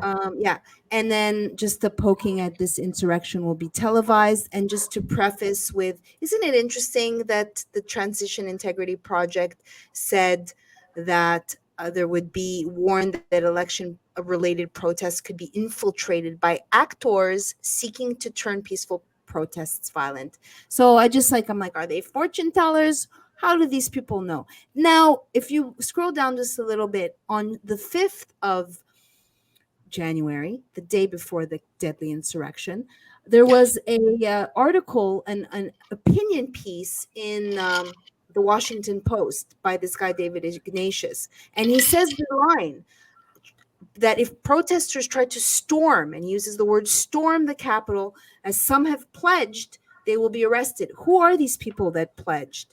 When I looked in, who is this guy, Ignatius? He's he does thrillers. And if you scroll down, he's a fictitious writer. He did a book in 2017 that I found interesting called The Quantum Spy, which is about the race between US and China to build the world's first hyper-fast quantum computer. Anyway, so I just set the stage that every day, if you look at the narrative, I mean, yesterday they on NBC Nightly News, they used this language of against, like, he summoned Trump, a savage mob. And it's like broken telephone. And then I just reference a couple of different people who really talk about what is really around the corner with the new domestic terrorism legislation. And that I didn't know this, and maybe you did, but that Joey is boasts to be the author of the Patriot Act. And of course, that came out, quickly after 9/11, and 9/11 came quickly, was precipitated also by the anthrax letters, which were FFU. So, right. And then, I just go into, are you familiar with the Domestic Terrorism Prevention Act and what it means to us? And then to just sum up with Patrick Burney's series. So Patrick was reportedly there and had a meeting with Sidney and Michael Flynn and talks about his interchange with President Trump, and just pose, where is Trump? And he suggests that he wouldn't leave, but that his own lawyers didn't know about the EO that he wrote in 2018. So I really suggest people, if you pull up the Patrick Burney story. Where do I need that? Where do I find that one? I put it in private. Oh, okay. I was looking for it. Oh, wait. There's a. It's Deep Capture, and there's a part in it where Sorry, Maryam, I'm just looking for your. There's quite a few here in the private chat. I'm looking for that link again. Apologize for this, folks. Deep capture. I say mention of. Oh not yes, knowing I see it about now. the Okay, about bring the that up. EO, and I wanted to find that part. Can you still hear me? Yep. Go ahead, Maryam. Yeah. Sydney and Mike began walking the president through things from our perspective. In brief, there was a quick way to resolve this national crisis because he had power to act in ways he was not understanding. Under an executive order that he had signed in 2018 and another executive order that Obama had signed in 2015, he could find that there was adequate evidence of foreign interference with the election. And while doing so would give him authority to do a number of big things. All he had to do was one small thing: direct a federal force to go to the 6 counties in question and recount ballots that were held as safe up backup. Anyway, he tells they outline to the president, and the president says basically, why didn't you, Pat, his lawyer, tell him about this, and suggests that he didn't know about the EO. So is this info? I think we know that there was valid ways to prove this effery with the elections. This doesn't pass the smell test for me, because Trump has been very wary of the mail-in ballots. And so anything he could do that could address election fraud, this is one mechanism I think would be very significant on his radar and occupy space in his brain. So it's hard to fathom that Trump didn't realize this is a tool he had available to him. It just boggles my mind. And I'll add this. If that action of recounting the ballots in the 6 battleground states, if that had happened and that ended up overturning the election, there would be some portion of the population that'd be really pissed off, thinking that he stole the election. So the path we're on now, if there's still some hope for him to come back in, we don't know if that's likely, but if that happens, by that point, people will have seen so much criminal behavior. And like just these executive orders, 42 is the highest number I've heard so far that Joey has signed. He's being a tyrant. I would invite people to read Patrick Burney's extensive recount, because that's the closest. And I want to say that he says oftentimes in this recount, they wanted to appoint Sydney, and that Trump is the one who said it has to be Rudy. It has to be Rudy. Now, when he also recounts here that Rudy has a little bit of a drinking problem and that he's very taken up with his podcast. So in retrospect, going back in my little time in this hotel room with Rudy, he was in a hurry to do his podcast. So, and would I believe that he has a drinking problem? Yes. Could it be that he appointed, if this is all a psyop or Operation Trump, and again, don't shoot me for suggesting this, that Rudy was there to foil or make sure it never gets anywhere? Because these hearings took up in hotel rooms and they were going for the jugular and showing that there's been foreign interference, and you have an EO. But and who knew about this? This is about draining the whole swamp. This is why it has to be this. Trump is not going to come back and save himself.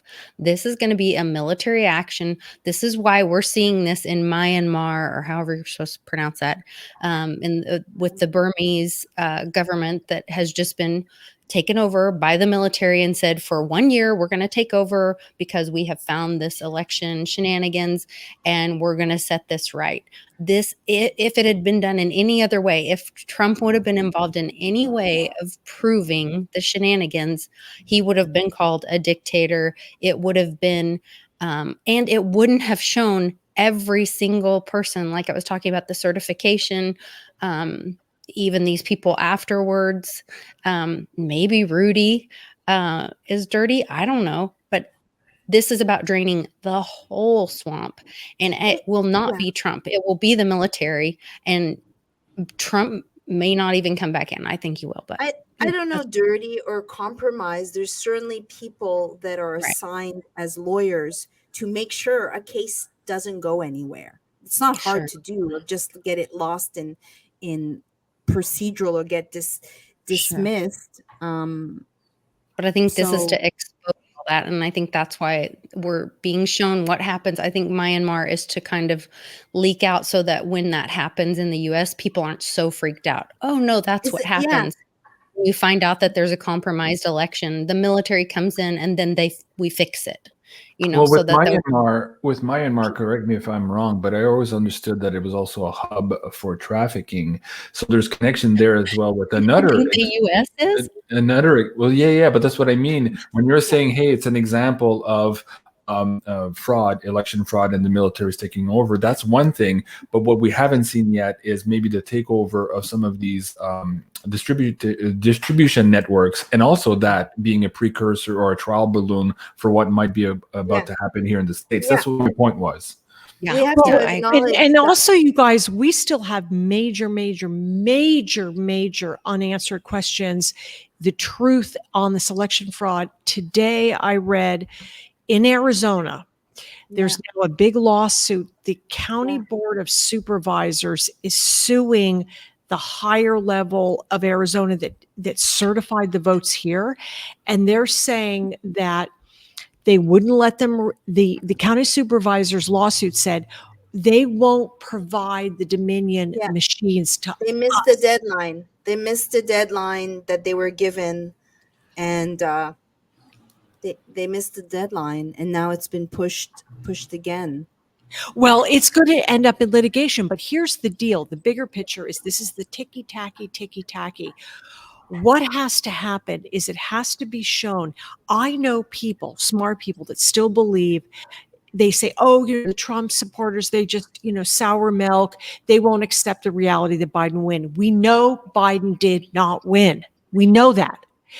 And this has got to be battled out the same way we have to battle out and take our freedoms back. The same way that when I go into the grocery store, I'm just not wearing my mask anymore. I'm over it. It's done. I'm sorry, Amy. I'm going to have to read my script here. Those claims cannot be verified. And can you please get me out of this interview? Sorry. Of course, we're having fun here. Keep going, Amy. Yeah. So here's the deal. There is still state, and sadly enough, by the time this gets ironed out, but what I was so happy is the County Board of Supervisors here in Arizona is calling BS on the upper group of politicians that said, oh no, we certify the results. Arizona went to Biden. That is bullshit. I am so sorry. They did not go to Biden in Arizona. And the fact that they won't provide the Dominion servers to go through the software is evidence in and of itself. Now that might sound like a small, well, at this point, does it really matter? Maybe it doesn't. But the point is, people are not stupid. And all of this is part of draining the swamp. All of this is bringing it to the eyes of the public. Every single day, someone is waking up and they're maybe listening to a show like ours. They're talking to a neighbor. I talked to a woman today in Staples, an older woman, and she looked at me and she had her mask on. We were waiting in line. I was looking to fax something or some ridiculous thing. And she said, do you think we need these masks? And I was like, I don't think so. And she goes, I don't think so either. This woman was 80 plus, and the old people want to wear the masks.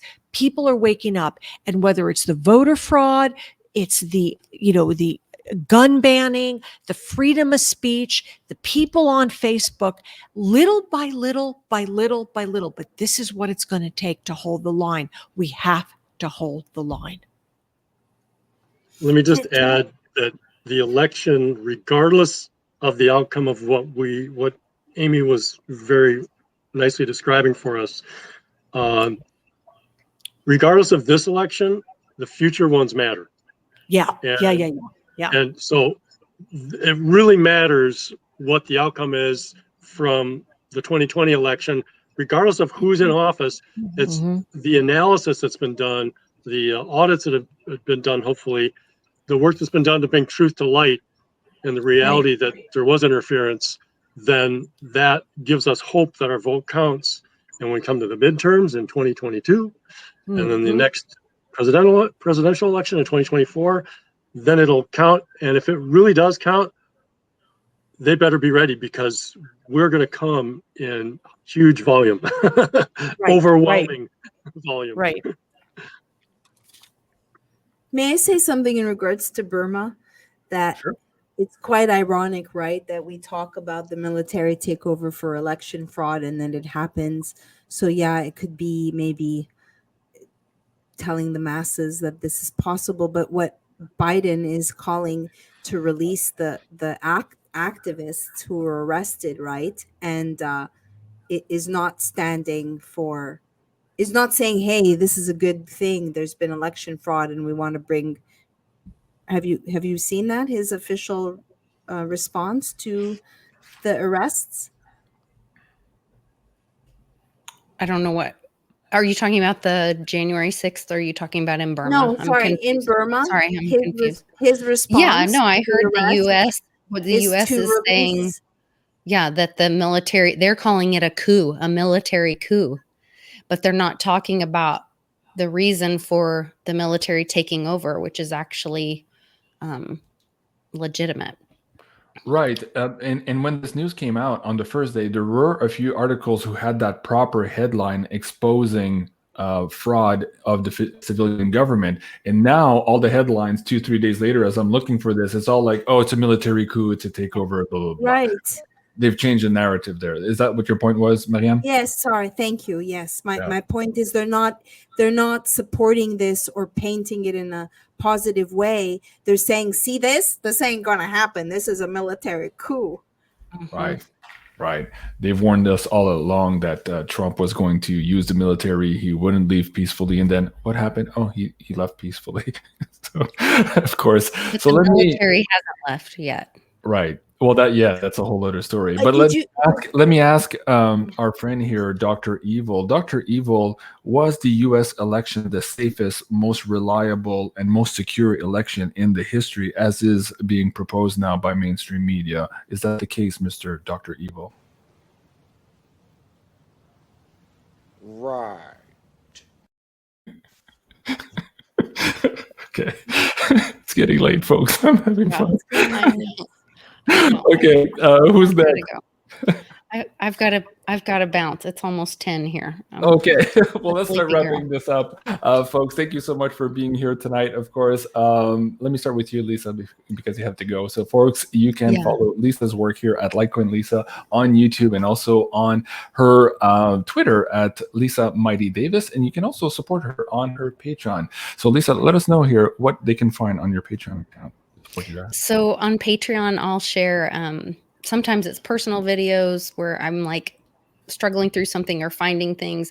I'll try to share links of things, information as I find it, as well as I've been exploring some of my gifts, and I'm been talking to some of my Patreon members about doing some readings for them. So that's been kind of a new thing for me on Patreon, and exploring that, and excited to share that with my Patreon members. So that's the kind of stuff that you'll find on Patreon, as well as my Educating Lisa with Bitcoin Ben. Awesome. Well, thank you so much, Lisa. And no, I won't not invite you back to my show. Of course, you're an integral part of this conversation. And I mean, isn't that amazing that people would suggest that to be live in the chat? Of course, maybe they were just joking. No, I was just joking. They're everywhere. They're everywhere. I get them all day long. It's a joke. They're just joking. Of course, you can follow our friend here and co-host on many of my series here, Maryam Henein. Maryam, let us know here where we can find you and where we can financially support you as well, because we know we do a lot of work. And you've also been a victim of this economic warfare of censorship. It's actually been 5 weeks of lost income. I'm still waiting to get a processor for CBD. So if you want to give me a tip, that you can go to Patreon or Clifford we can use Clifford at honeycolony.com, and it goes to the articles I write, because I don't get paid for them, but at this publication. And I have a Telegram that I want to share too. Yeah, let me bring that link up for the Patreon. So it goes to content editing, just to help me keep creating content. And I'm going to be interviewing James Perloff tomorrow, and someone who was at the deadly insurrection. And then if you can just share my Telegram, please. I'm looking for it now. Remind me. I'm very grateful for you, lovely people, my co-hosts, and for the audience. Oh, I think I have your link here. So let me bring that back up. So I didn't have that queued up. There you go. So that is Maryam's Telegram account. Let me bring that link back down to the chat here so you guys can go directly to it. And that is, of course, where truth lives. Truth lives here with Maryam Henein. All right. And next, of course, thank you so much, Maryam, for that. Next, of course, is our friend Amy Fulmer. You can find her at amyfulmer.com. And she is, of course, the grief goddess and the author of the book, Oh, Don't Trip, Potato Chip. Amy, how can we support you, and what are you up to these days? And is there another book maybe coming up down the pike here? Yeah, well, all of the above. I really want to thank everybody for being here. And I saw in the chat somebody asked, why is Amy the grief goddess? So fundamentally, for those of you that don't know my background, in 2014, my son died. And what I do is I work with parents globally. My parent survival checklist is been downloaded in 75 countries where my work is followed. That's a free download on my website, amyfulmer.com. My book, Don't Trip Potato Chip, is a global selling book. It is my story of how I survived after my son died. But for anyone that's going through grief, grief is grief. And it's kind of like a playbook. All the things about grief that you need to know that people really don't teach you. It's my story. Trigger alert. It's a brutal read, but it's a conversation that needs to happen because we're suffering grief on all levels. My mantra is, I lost my son. I don't want to lose my freedoms. So that's why I do this work with Lisa and Jean-Claude. And I want to thank you all for letting me have a voice in expressing myself. It means a lot to me. Well, thank you so much, Amy, for being here. Thank you for sharing that story. Thank you for being so vulnerable and authentic in all of your communication and all of your work, both on Lisa's channel, on your channel, on Twitter, and here also on my channel. I can't thank you guys enough. All of the Divine Feminine on this show make it what it really is. And I see a lot of comments here in the show about this great balance of energy that we bring together. So last but not least, of course, my co-host for this series, who started with me during this election process back in November, Dave. The Odyssey that started back then. Right, with the 7-hour marathon. So, of course, you can find Dave here at his LinkedIn, Dave Bronin, and I'll also bring up your Linktree, Dave. So please tell people how to reach you and how to get in contact with you if they need to solve some expert problems. Yeah, so LinkedIn's a good way to reach me. And then, of course, I think you were you going to bring up the Linktree site? Yep. Yeah, so if you look on the screen next to my name, Dave Bronin, you'll see Empire Builder 1, at Empire Builder 1. So that's the handle that I use on various social media sites. So you can find me on Telegram, and you can find me on Twitter and places like that. Yeah, so there's the Linktree. I wanted to ask a question for Maryam. The email for clifford@honeycolony.com. I just want to make sure we have the spelling on that so I can put it in the chat for you. Yeah. Oh, thank you. Thank you, Clifford, CLIFFORD at honey, HONEYCOLONY.com. And may I say, someone had said regarding Honey Colony, I just want to say you can use BeyondMystic to get a coupon. And then it also helps JC. Sorry to interrupt you, Dave. No, that's very perfect. good. Very good. And Maryam, maybe a little bit more here. It was Lisa who was asking you, and I just put her text on the Someone said you here. don't know where to start. That I also do. I'm a functional medicine consultant and coach, so I do consultations. I'm not a salesperson, so I don't, as far as there's everything's made in America. There's silver, which is the original antimicrobial. Been a lot of talk about silver. There is molecular hydrogen. There is other supplements like liposomal vitamin C, vitamin D, magnesium, blah, blah, blah. So it depends on what you're looking for. If you shoot me an email, then I can be more specific based on your needs. Perfect. Well, there you go, folks. That was episode 3 of In the Dark with Maryam, Henein, LITECOIN Lisa, Amy Fulmer, David Bronin, and myself here, Jean-Claude at BeyondMystic. So please do remember to like, share, and subscribe to our new backup channel. Hey, we just crossed the 15,000 subscribers tonight. Thank you so much, guys. I really appreciate that. It makes this fight all the worthwhile when you guys are here with me and supporting me in this fashion. And please, if we do get pulled down again, do fill in that mailing list form here at the bottom right corner of my website. You can find that at beyondmystic.net. And here, of course, if I do get pulled down, I'll be able to email you and let you know where I will be broadcasting from. And in terms of new broadcasts as well, I've also started a new Telegram account. It is Beyond_Mystic. And you're looking for the Beyond Mystic official. There's another one, but it's my private one, and I haven't set it up to produce material yet. So this is the one here where I'm starting to populate with content, just as I would do normally on a daily basis with Twitter. And of course, if you want to support me on Patreon, you can do so at patreon.com/BeyondMystic. So there you go, folks. Thank you so much, Maryam, Lisa, and Amy, and Dave. I love you guys, and we'll see you soon. Au revoir. Thank you. Bye.